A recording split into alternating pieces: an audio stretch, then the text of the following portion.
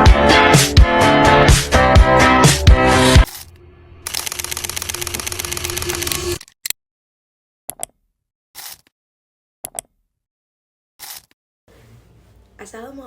warahmatullahi wabarakatuh.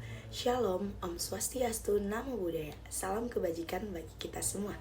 Halo teman-teman, saya Neta Silai dengan NPM 25101010. Pada kesempatan kali ini, saya akan mempresentasikan materi bab 6 tentang pembidangan hukum.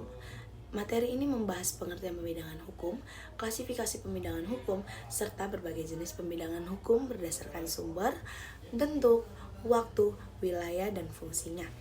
Nah, pengertian pembidangan hukum ini Indonesia menganut tradisi hukum Eropa kontinental atau civil law. Nah, salah satu ciri khas sistem ini adalah adanya pembidangan hukum, yaitu pengelompokan hukum berdasarkan kriteria tertentu seperti objek yang diatur, sifat norma, fungsi, maupun tujuan hukumnya. Pada dasarnya, pembidangan hukum ini merupakan upaya sistem untuk mengelompokkan aturan-aturan hukum ke dalam kategori tertentu agar lebih mudah dipahami, diterapkan, dan ditafsirkan. Dengan adanya pembidangan hukum ini, masyarakat, mahasiswa, praktisi hukum, maupun pembuat kebijakan dapat mengetahui posisi setiap cabang hukum, hubungan antar cabang hukum, serta batas-batas kewenangannya. Selain itu, pembidangan hukum membantu menciptakan kepastian hukum dan memudahkan proses penegakan hukum karena setiap masalah dapat diselesaikan berdasarkan cabang hukum yang tepat. Lalu ada klasifikasi pembidangan hukum. Nah, menurut Sudipno Mertokusumo ini, pembidangan hukum dibagi menjadi dua kelompok besar, yaitu yang pertama itu ada hukum material. Nah, hukum material ini hukum yang mengatur isi atau substansi hak dan kewajiban seseorang. Nah, contohnya itu ada kitab undang-undang hukum perdata yang mengatur hak kepemilikannya. Lalu yang kedua ada kitab undang-undang hukum pidana yang mengatur perbuatan yang dilarang dan sanksinya. Dengan kata lain ini, hukum material ini menjelaskan apa yang boleh dilakukan dan apa yang tidak dilarang. Nah, hukum yang kedua itu ada hukum formil. Hukum formil ini adalah hukum yang mengatur tata cara pelaksanaan dan penegakan hukum material. Contohnya itu ada hukum acara pidana yang mengatur proses penyidikannya.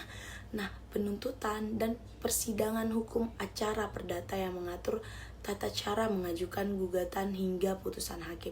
Jadi, hukum formil ini berfungsi sebagai pedoman prosedur dalam menyelesaikan suatu perkara. Nah, lalu ada hukum publik dan hukum privat. Hukum publik dan hukum privat ini, selain pembagian hukum material dan formil, hukum ini juga dibedakan menjadi hukum publik dan hukum privat. Hukum publik ini mengatur hubungan antara negara dengan warga negara. Tujuannya ini adalah untuk melindungi kepentingan umum dan mengatur penggunaan kekuasaan negara. Contohnya itu hukum publik, hukum tata negara, hukum administrasi negara, lalu hukum pidana. Hukum privat ini atau hukum perdata mengatur hubungan antara individu atau badan hukum yang kedudukannya setara. Nah, tujuannya ini adalah untuk melindungi kepentingan pribadi. Contohnya hukum perjanjian, hukum keluarga, hukum waris, hukum benda. Nah, lalu ada penjelasan tentang pembidangan hukum berdasarkan sumber atau asal-usulnya. Nah, berdasarkan sumbernya, hukum dibedakan menjadi beberapa bagian. Yang pertama hukum tertulis. Hukum tertulis ini hukum yang dibuat secara resmi oleh lembaga yang berwenang dan dituangkan dalam bentuk peraturan perundang-undangan. Contohnya Undang-Undang Dasar 1945 dan Undang-Undang. Nah, peraturan pemerintah juga termasuk. Lalu ada hukum tidak tertulis. Hukum yang tidak tertulis ini hukum yang hidup dan berkembang dalam masyarakat meskipun tidak tertulis secara resmi. Contohnya hukum adat dan hukum kebiasaan. Lalu ada penjelasan tentang pembidangan hukum berdasarkan bentuk dan wujudnya. Yang pertama itu hukum tertulis, hukum yang dituangkan dalam bentuk dokumen resmi atau peraturan perundang-undangan. Yang kedua, hukum tidak tertulis, hukum yang tumbuh dari kebiasaan masyarakat dan dipatuhi sebagai aturan yang mengikat. Lalu ada penjelasan tentang pembidangan hukum berdasarkan waktu berlakunya. Yang pertama itu ada hukum positif. Hukum positif ini hukum yang berlaku saat ini dan mengikat seluruh masyarakat. Lalu yang kedua, ius constituendum. Nah, ini hukum yang dicita-citakan atau dirancang untuk berlaku di masa yang akan datang. Yang ketiga ada hukum historis. Hukum historis ini hukum yang pernah berlaku di masa lalu tetapi saat ini sudah tidak berlaku lagi. Lalu ada penjelasan tentang pembidangan hukum berdasarkan wilayah berlakunya. Yang pertama ini ada hukum nasional. Hukum nasional ini hukum yang berlaku di seluruh wilayah Indonesia dan mengikat seluruh warga negara. Yang kedua ada hukum internasional, hukum yang mengatur hubungan antar negara atau antar negara dengan organisasi internasional. Yang ketiga, hukum lokal atau daerah, hukum yang hanya berlaku di wilayah tertentu.